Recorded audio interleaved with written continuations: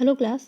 आज हम लोग दो बैलों की कथा में आगे की तरफ बढ़ेंगे। तो पिछली बार कथा में आपको पता चला था कहानी में कि होरी के पास से गया बैलों को अपने पास ले जाता है, लेकिन वहाँ पर उनका ठीक ढंग से सम्मान नहीं करता, उनके साथ अच्छा व्यवहार नहीं करता, ना केवल उनको मार पिटाई करता है बल्कि उनको भोजन भी ढंग से नहीं देता है। तो इससे दोनों बैल आहत होते हैं और गुस्से की वजह से वो भोजन को भी नहीं करते हैं और गुस्से को भी नहीं खाते हैं। दूसरे दिन गया उन्हें लेकर खेत में जाता है, लेकिन दोनों ने क्या करते हैं कि दोनों को गुस्से में होते हैं, इसलिए वो दोनों खेत में काम करने को तैयार नहीं होते हैं। और इससे क्या होता है कि गया नाराज हो जाता है और हीरा को बहुत मारता है, उसकी नाक पे बहुत चोट करता है। और मोती जो उसका साथी होता है इससे बहुत गुस्सा जाता है, क्रोधित हो जाता है और हल लेकर भाग चलता है और सब कुछ वहाँ पर तहस नहस कर देता है। इसके बाद हीरा और मोती जो होते हैं आपस में बात करते हैं। हीरा मोती को बताता है कि अब भागना व्यर्थ है, यानी कि अब चारों तरफ से लोग पकड़ने आ गए हैं, तो अब हमें यहाँ से भागना मुश्किल हो जाएगा। परंतु मोती जवाब देता है कि अगर मैं इस तरह का कार्य नहीं करता, अपना क्रोध नहीं दिखाता, तो ये तुम्हारे प्राण ले लेते। और उसने कहा कि अगर आपकी पकड़े जाएंगे तो बहुत मार पड़ेगी। तो मोती यहाँ पर कहता है कि पकड़ने तो क्या होता है, जब बैल हैं तो मार तो हम खाएंगे ही।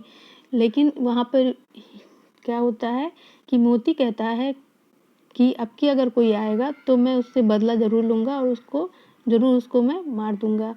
लेकिन यहाँ पे हीरा जो कि शांत स्वभाव का होता है, वो मोती को समझाता है कि हमारी जाति का यह धर्म नहीं है, अर्थात निहत्थे पर वार करना या निहत्थे पे चोट करना, प्रहार करना हम लोगों का धर्म नहीं है। तो मनुष्य का धर्म क्या होना चाहिए कि निरीह पशु जो होते हैं, निर्दोष पशु होते हैं, उनको भी ज़बरदस्ती नहीं पकड़ना चाहिए और उनके साथ भी प्रेम पूर्वक व्यवहार करना चाहिए। अंत में हीरा के समझाने पर मोती जो होता है वो केवल गुस्से को अपने जो होता है उसको शांत कर लेता है और अंत में गया के साथ चल पड़ता है।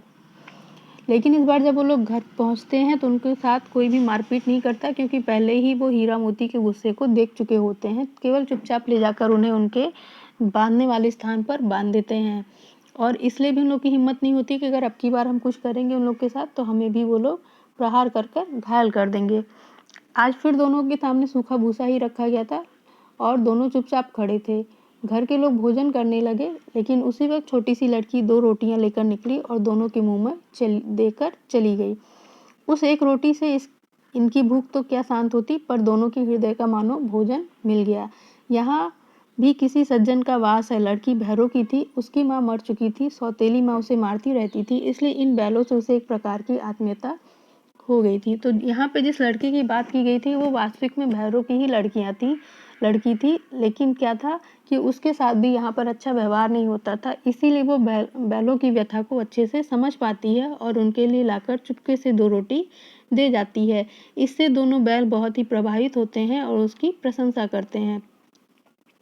इस प्रकार दोनों दिन भर जोते जाते, डंडे खाते, अड़ते, शाम को थान पर बांध दिए जाते और रात को वही बालिका उन्हें 2 रोटी खिला जाती। प्रेम के इस प्रसाद की यह बरकत थी कि 2-2 गाल सूखा भूसा खाकर भी दोनों दुर्बल ना होते, मगर दोनों की आंखों में रोम रोम में विद्रोह भरा हुआ था। कहा जाता है कि जब आप किसी के साथ गलत व्यवहार करते हैं, वो भले उस वक्त अपनी असहायता की वजह से चुपचाप रह जाए, आपको कोई जवाब ना दे, लेकिन उसके अंदर आपके विरोध में क्या होता है, विद्रोह पलता है। वो कभी भी विद्रोह कर सकता है और आपके विपरीत जा सकता है। तो कुछ यहाँ पर हीरा मोती के मन में भी यही चल रहा था। वो वहाँ काम तो कर रहे थे, लेकिन जो गया का व्यवहार था, उसके व्यवहार की वजह से क्या था, उन लोगों के मन में गया के प्रति क्रोध की भावना और विद्रोह की भावना पनप रही थी। एक दिन मोती ने मूक भाषा में कहा, अब तो नहीं सहा जाता हीरा, क्या करना चाहते हो? एक आध को सींगों पर उठाकर फेंक दूंगा, लेकिन जानते हो वो प्यारी लड़की जो हमें रोटी खिलाती है उसी की लड़की है जो इस घर का मालिक है। यह बेचारी अनाथ नहीं हो जाएगी? तो मालकिन को ना फेंक दूं, वही तो उस लड़की को मारती है। लेकिन औरत जात पर सींग चलाना मना है, यह भूले जाते हो? तुम तो किसी तरह निकलने ही नहीं देते, बताओ तोड़ाकर भाग चलें? हाँ, यह मैं स्वीकार करता हूँ, लेकिन इतनी मोटी रस्सी टूटेगी कैसे? इसका एक उपाय है। पहले रस्सी को थोड़ा सा चबा लो, फिर एक झटके में ये टूट जाएगी। तो कहने का अर्थ यह है यहाँ पर कि हीरा मोती आपस में बात करते हैं कि किस प्रकार से यहाँ का अत्याचार अब उनको सहन नहीं होता, लेकिन वो छोटी सी लड़की के बारे में भी सोचते हैं जिसके साथ यहाँ पर अत्याचार होता है। मगर हीरा हर बार उसको समझा बुझाकर शांत कर देता है। अंत में जब ये अत्याचार की सीमा उनके सहन से बाहर हो जाती है तो वो वहाँ से जाने की सोचते हैं, परंतु जो मोटी सी रस्सी उन लोगों को बांध दी गई होती है उससे उनको निकलना मुश्किल लगता है। तो वहाँ पे उपाय बताता है हीरा कि क्यों ना थोड़ी सी रस्सी को हम लोग चबा लें, तो इससे वो नरम पड़ जाएगी और वो टूट जाएगी। रात को जब बालिका रोटी खिलाकर चली गई, दोनों रस्सियाँ चबाने लगे, पर मोटी रस्सी मुंह में ना आती। बेचारे बार बार जोर लगाकर रह जाते। सहसा घर का द्वार खुला और वही लड़की निकली। दोनों सिर झुकाकर उसका हाथ चाटने लगे। दोनों की पूंछें खड़ी हो गई। उसने उनके माथे सहलाए और बोली, खोले देती हूँ, चुपके से भाग जाओ, नहीं तो यहाँ लोग मार डालेंगे। आज घर में सलाह हो रही थी कि इनकी नाकों में नाथ डाल दी जाए। उसने गराव खोल दिए, पर दोनों चुपचाप खड़े थे। मोती ने अपनी मुंह भाषा में पूछा, अब चलते क्यों नहीं हो? हीरा ने कहा, चलें तो, लेकिन कल इस अनाथ पर आफत आएगी, सब इसी पर संदेह करेंगे। सहसा बालिका चिल्लाई, दोनों फूफा वाले बैल भागे जा रहे हैं। ओ दादा दादा, दोनों बैल भागे जा रहे हैं, जल्दी दौड़ो। तो यहाँ पर जब आपस में दोनों सलाह करते हैं कि वो इस बालिका को छोड़ के जाएं कि ना जाएं, जो उनसे इतना प्रेम करती है, तो बालिका खुद ही उन लोगों को भागने का मौका दे देती है। वो चिल्ला पड़ती है, जिससे कि दोनों अपना रास्ता पकड़ लेते हैं और अपने अपने अगले गंतव्य की ओर, अपने अगली मंजिल की ओर बढ़ चलते हैं। गया हड़बड़ाकर भीतर से निकला और बैलों को पकड़ने चला। वे दोनों भागे, गया ने पीछा किया और भी तेज हुए। गया ने शोर मचाया, फिर गांव के कुछ आदमियों को भी साथ लेने के लिए लौटा। दोनों मित्रों को भागने का मौका मिल गया, सीधे दौड़ते चले गए, यहाँ तक कि मार्ग का ज्ञान न रहा।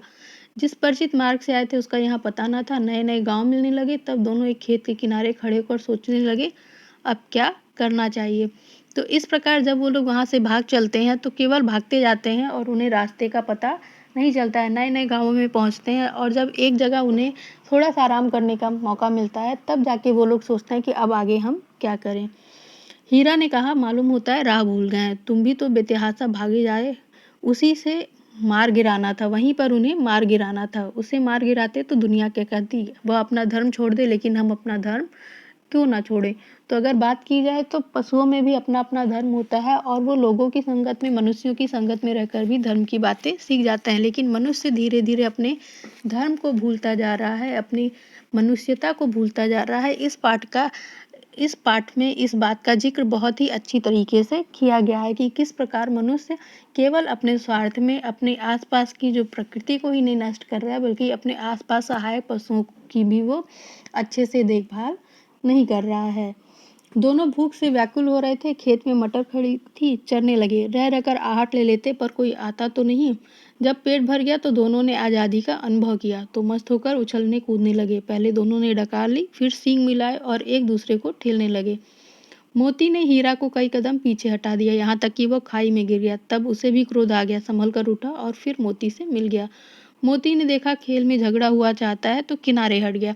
तो इस प्रकार भोजन करने के बाद दोनों को थोड़ा सा मजा करने का मन किया, थोड़ा सा खेलने कूदने का मन किया, तो वो आपस में खेलने कूदने लगे, जिससे कि खेलते खेलते थोड़ा सा क्या हुआ कि हीरा जो है वो नीचे गिर गया। लेकिन उसको क्रोध तो आया, लेकिन फिर भी वो मोती से जाकर मिल गया और उसको लगा कि अब यहाँ पर खेल समाप्त कर देना चाहिए। तो आज के लिए क्लास इतना ही, बाकी अगले लेक्चर में। Thank you.